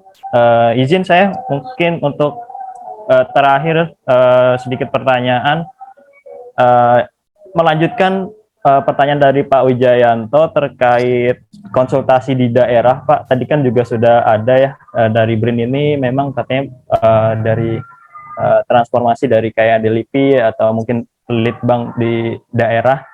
Nah, apakah sudah sampai ini ya Pak untuk kerjasama atau mungkin sosialisasinya kepada di daerah itu sudah clear sehingga nanti teman-teman di daerah ini mendatangi ke tempat tersebut itu tidak lagi dilempar mungkin ke tempat lain gitu Pak. Nah itu yang kadang saya juga mungkin ini bukan di bidang ini ya di BRIN atau di terkait penelitian, tetapi ketika saya mencoba untuk akses ke pemerintah daerah di bidang yang lain itu suka ada aja yang seperti itu. Nah, mungkin kalau dari BRIN itu sosialisasi ke daerah-daerah yang memang sebagai kepanjangan tangan dari BRIN ini seperti apa, Pak? Sejauh apa? Mungkin satu lagi, Pak. Kemudian tadi terkait ada beberapa program lainnya selain PPBR, ada yang FUMI dan juga yang Grassroots Innovation. Sejauh ini seberapa masif untuk publikasinya sehingga kayak Pak Kris ini kan tadi baru dapat akses ketika join di kelas ini. Nah, mungkin kerjasama ke media partner yang lain sehingga publikasinya sosial medianya melalui apa saja sehingga teman-teman di daerah atau yang grassroots atau UMKM yang untuk riset itu bisa udah tahu gitu Pak. Nah itu publikasinya sejauh apa sejauh ini? Jadi ada dua pertanyaan. Mungkin silakan Pak. Baik, terima kasih Mas Salman. Jadi pertama yang terkait dengan sosialisasi ke BRIN yang ada di daerah. Sebetulnya kalau konsep bahwa BRIN ini terbuka untuk berkolaborasi kerjasama itu sudah terinternalisasi di semua pegawai BRIN ya. Jadi karena salah satu indikator kinerja dari para periset itu KKM-nya kita sebut apa namanya, yaitu bagaimana mereka bisa menjalin kolaborasi dengan berbagai pihak, khususnya pihak swasta. Jadi saya kira kalau teman-teman nanti datang ketemu dengan pusat riset di mana saja, ini yang bicara dengan lembagaan BRIN ya, karena di daerah itu kalau ada BRIN, mereka tidak berada di pemerintah daerah, tetapi langsung di bawah di bawah BRIN, hanya lokasinya saja di daerah gitu ya. Itu saya bisa pastikan mereka sangat terbuka begitu ya, karena ya itulah nature-nya sebagai periset itu ya seperti itu begitu ya. Mereka akan sangat apa namanya mendukung dan sangat tertarik dengan sangat open terhadap kolaborasi. Ya, mungkin kalau teman-teman datangnya ke Pemda, nah saya tidak tahu karena Pemda itu meskipun di sana ada Brida, ada Balitbangda, ya kita tahu ada Bapeda. Nah itu kalau bicara mungkin kebutuhan apa teman-teman yang terkait dengan riset, bisa jadi mereka belum terlalu aware begitu ya, karena banyak Balitbangda di daerah itu yang sifat penelitiannya itu lebih ke pengkajian yang untuk internal mereka ya. Beda dengan riset-riset yang ada di BRIN kan skupnya di berbagai bidang, jadi bukan hanya kajian kebijakan gitu ya. Nah mungkin itu barangkali kalau datang ke tempat-tempat seperti itu bisa jadi yang tadi tidak pas atau dilempar. Tapi kalau BRIN sih insya Allah Mas Salman silakan saja konsultasi, saya punya problem apa dan sebagainya.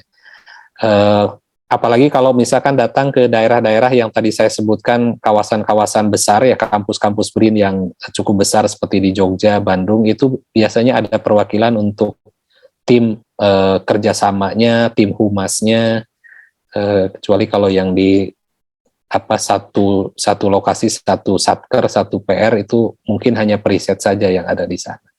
Jadi silakan saja kalau memang jalur komunikasinya tersumbat di sana. Saya kira banyak jalur komunikasi lain bisa melalui kanal-kanal media sosial BRIN itu lengkap. Saya kira silakan saja disampaikan di sana kebutuhannya apa. Insya Allah nanti teman-teman bisa merespon dan menghubungkan ke pihak-pihak yang kompeten gitu di internal BRIN. Itu pertama yang terkait dengan sosialisasi BRIN di daerah. Nah, yang kemudian pertanyaan kedua mengenai sosialisasi program khususnya FUMI dan VR.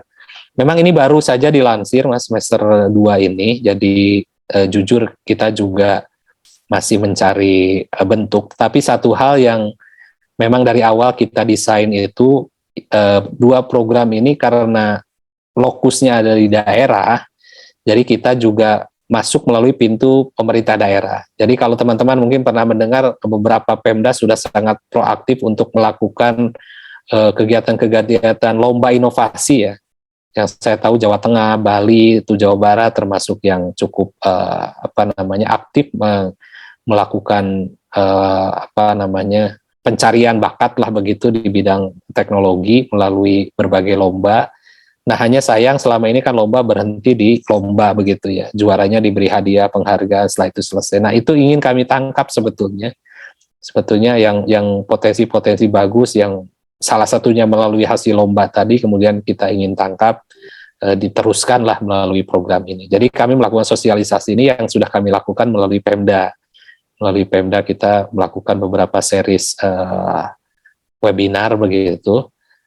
Nah, di samping itu kita juga jemput bola. Jadi teman-teman juga keliling begitu ya, kalau memang ada informasi, daerah sini ada yang. Contoh Pak Kris tadi, makanya saya tertarik Pak Kris, mungkin kalau berkenan begitu ya, nanti bisa bisa share nomor kontak. Suatu saat mungkin teman-teman menghubungi dan kalau memang ternyata apa yang diharapkan oleh Pak Kris tadi cocok dengan skema yang kita buat, itu bisa kita fasilitasi. Itu mungkin Mas Salman ya.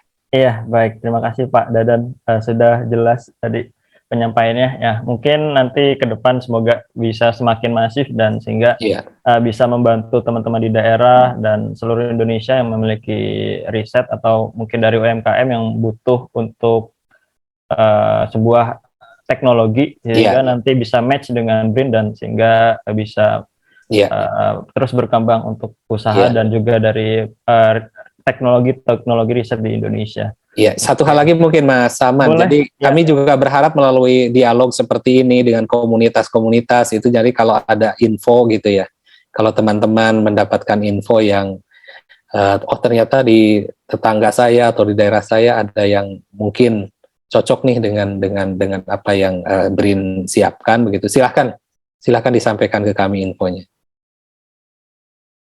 Oke, baik ya Pak. Nanti mungkin bisa di note sama panitia sehingga nanti bisa di-share untuk teman-teman juga di sekitar daerah. Oke, ini ada yang ingin ditanyakan juga nih sepertinya dari Mas Fajar, silakan. Betul begitu? Halo Fajar, bisa unmute? Ada yang ingin ditanyakan?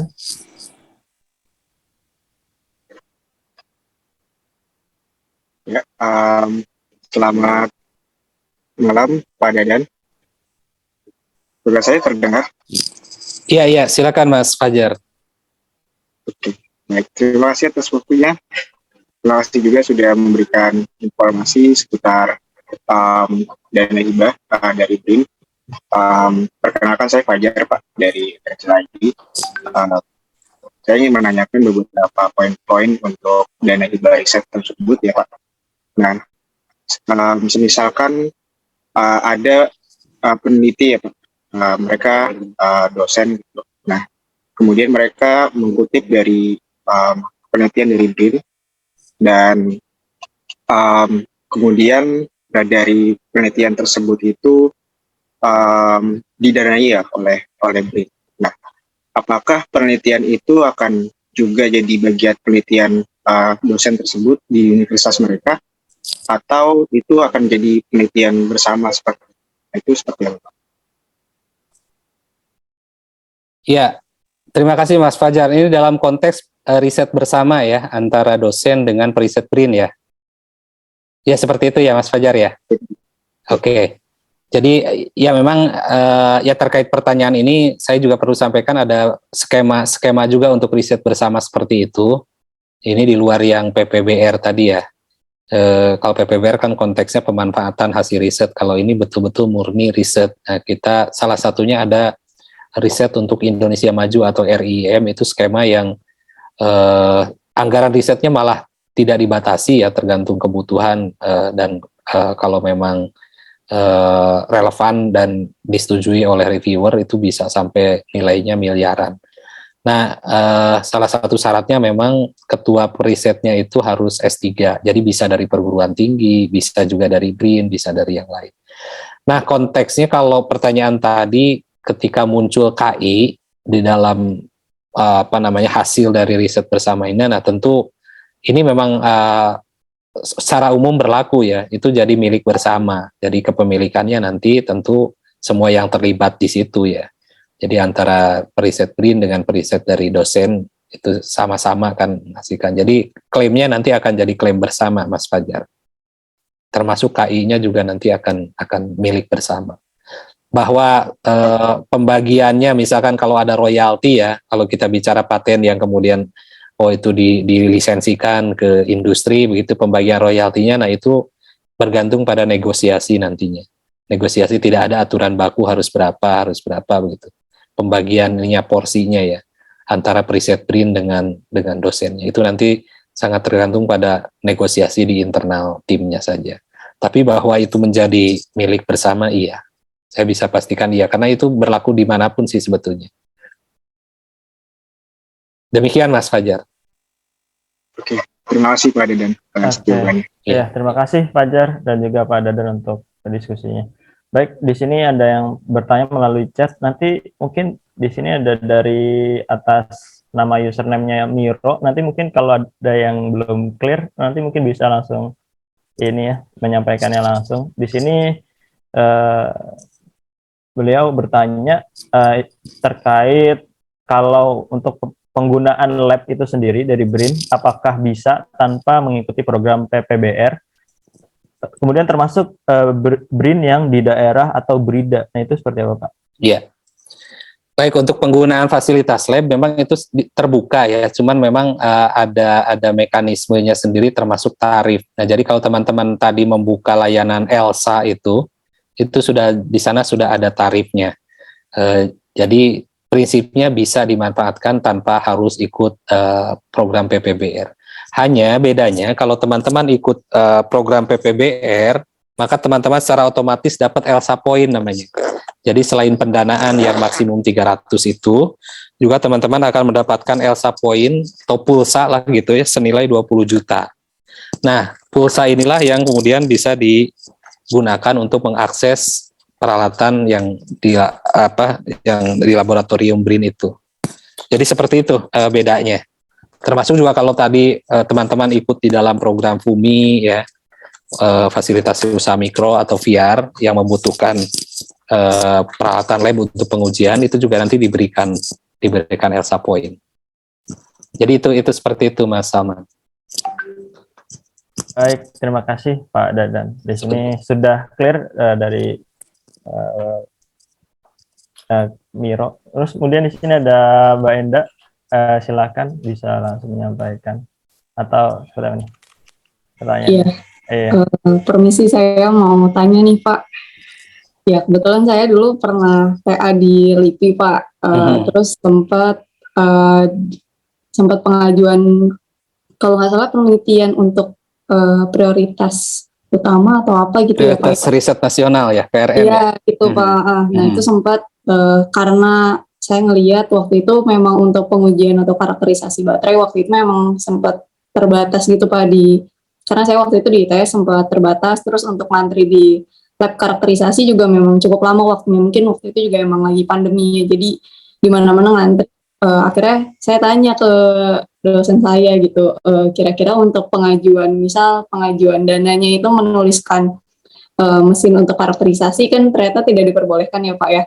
Tapi sedangkan untuk misal saya ke ELSA juga itu ternyata ngantrinya cukup lama nih Pak. Nah itu kalau boleh kenapa ya Pak nggak boleh pendanaan itu nggak boleh diperbolehkan untuk alat karakterisasi itu sih Pak. Terima kasih Pak. Iya Mbak Enda, memang kenapa tidak boleh untuk pembelian alat, karena konsekuensinya itu nanti jadi aset ya. Jadi kalau ada dana APBN diberikan untuk alat belanja modal menjadi aset. Nah aset itu harus dicatatkan menjadi milik BRIN, tidak bisa menjadi miliknya pihak ketiga kan, PPBR. Kalau mau dihibahkan memang ada prosesnya tapi sangat panjang. Nah ini menyulitkan dari sisi BRIN maupun dari sisi teman-teman nantinya. Jadi tidak semudah kalau hibah begitu ya.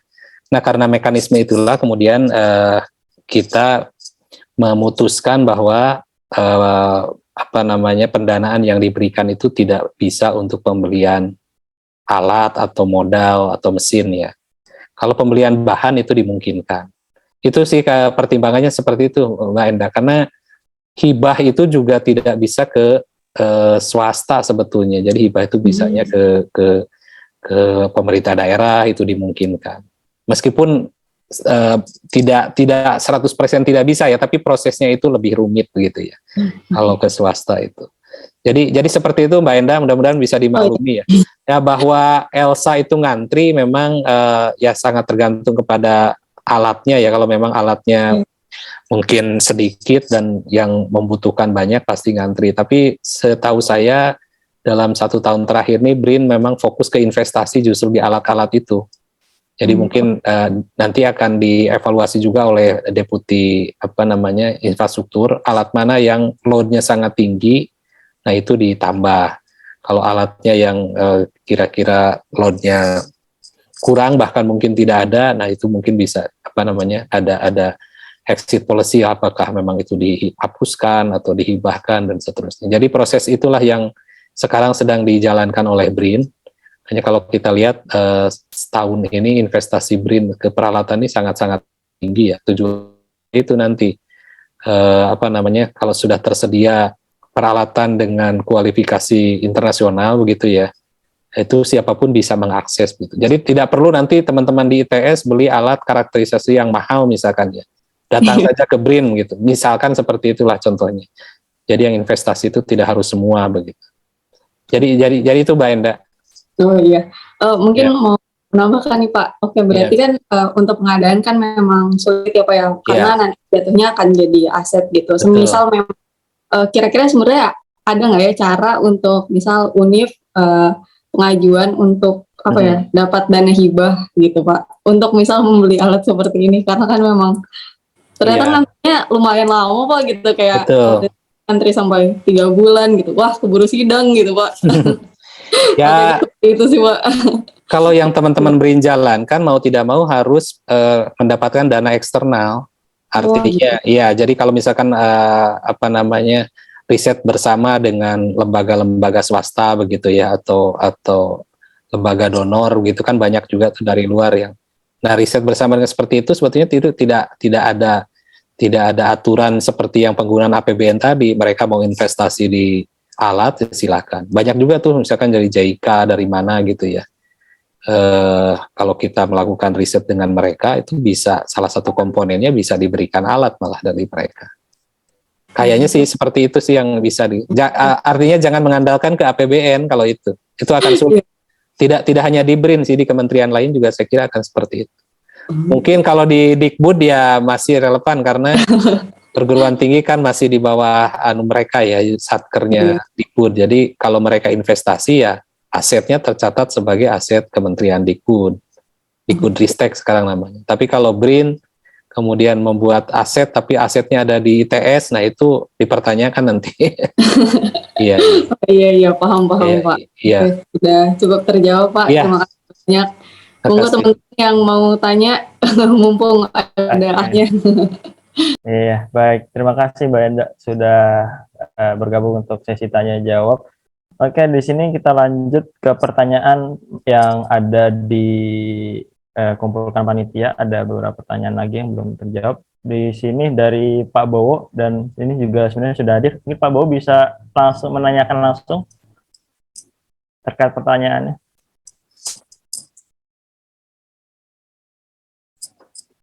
Oke, bisa ini kan Pak Bowo.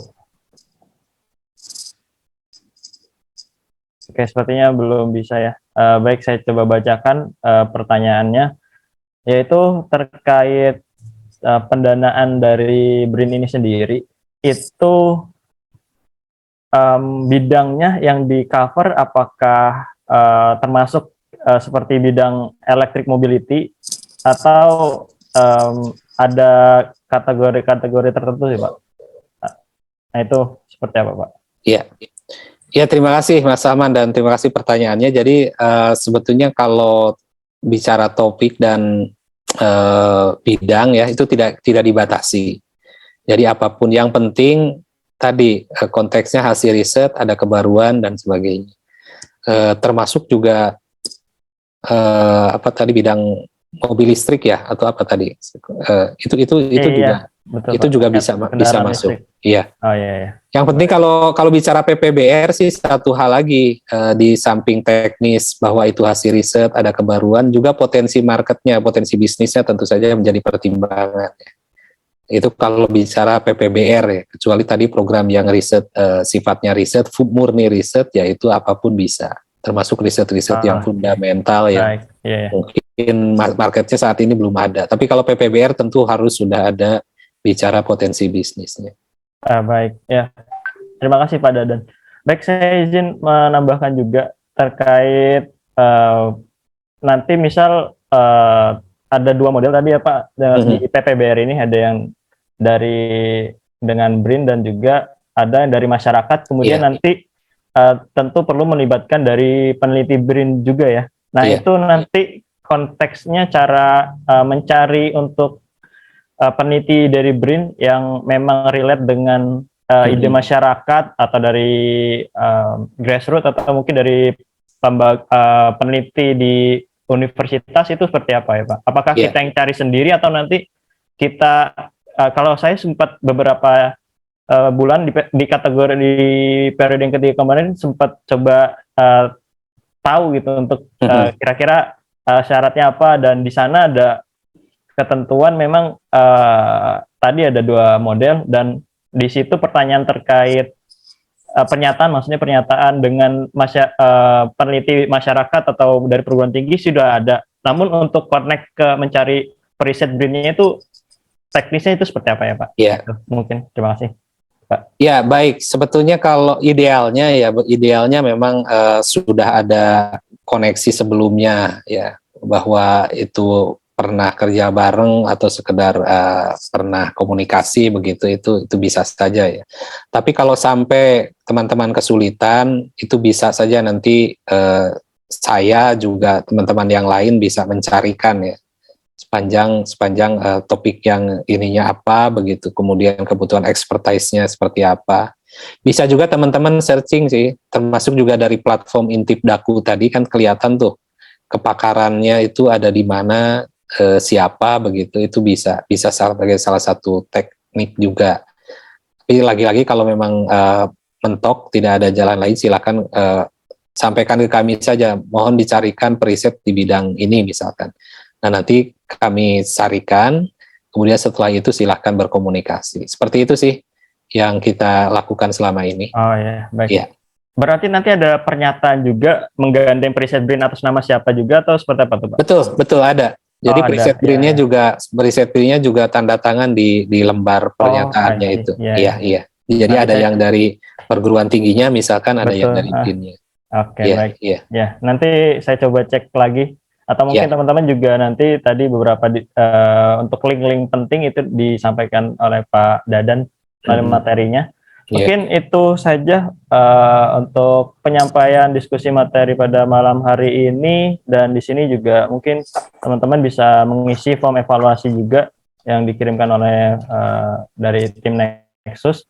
Baik, saya sedikit menyampaikan beberapa simpulan dari hasil diskusi malam hari ini. Di sini terkait cara kerjasama, dana, jumlahnya kisaran berapa, timeline, dan proses seleksinya tadi sudah clear, dan sampai untuk periode pendanaan ini kerjasamanya juga tadi memungkinkan untuk multi years atau bisa sampai 2 tahun. Kemudian tadi tidak hanya untuk program pendanaan saja, dan mungkin teman-teman yang tertarik untuk butuhkan mentor untuk riset itu juga disediakan oleh BRIN. Tadi ada program FUMI untuk usaha mikro, kemudian untuk yang grassroots ada grassroots innovation, dan tadi juga sudah dijelaskan di daerah-daerah juga sudah ada lembaga BRIN, nanti bisa langsung coba dicari. Kalau untuk di website BRIN itu sendiri ada lokasinya, Pak, untuk keterangan untuk mencari di daerah? Ada Mas. Ada ya. Nah, itu nanti mungkin bisa main-main juga ke websitenya dari BRIN, sehingga nanti bisa langsung ketemu gitu dari tim BRIN di daerahnya. Kemudian tadi juga beberapa pertanyaan terkait lokasi-lokasi untuk lab atau tempat pengujian. Ada di Serpong, kemudian ada di Cibinong, ada juga di Gunung Kidul, Jogja. Kemudian terkait hasil riset tadi itu nanti bisa dibaca lagi untuk ketentuannya yang melibatkan berbasis hasil riset BRIN itu nanti ada surat pernyataannya di program PPBR, sehingga nanti untuk proses seleksinya bisa dilanjutkan dan nanti bisa memenuhi syarat dan ketentuan dari program PPBR ini pendanaan. Mungkin itu dari saya untuk closing summary untuk materi diskusi pada malam hari ini terkait dana R&D BRIN untuk startup teknologi energi bersih. Dan sebagai penutup, mungkin dari Pak Dadan ada yang ingin disampaikan, Pak, sebagai closing statement untuk teman-teman startup, mungkin agar lebih semangat lagi atau mungkin dan lain-lainnya. Ya, terima kasih Mas Salman dan Bapak Ibu teman-teman sekalian, senang sekali bisa ngobrol pada malam hari ini. Sekali lagi BRIN telah membuka diri ya, termasuk juga menyediakan berbagai skema program untuk bisa diakses oleh teman-teman sekalian, bahkan oleh siapapun termasuk juga masyarakat di level akar rumput tadi.